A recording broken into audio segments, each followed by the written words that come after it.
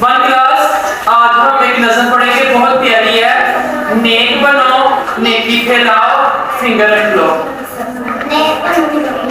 जब भी बोलो पहले तोलो,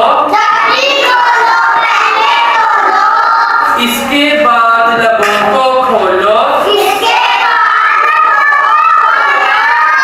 प्यारी प्यारी बातें कर लो, नेकी से दामन को भर लो। बच्चे हो अच्छे बन जाओ, सच प्यारा सच्चे बन जाओ। दिल से सबको अच्छा जानो, अपने बड़ों का कहना मानो। मिलजुल कर ये नगमा गाओ, नेक बनो नेकी फैलाओ।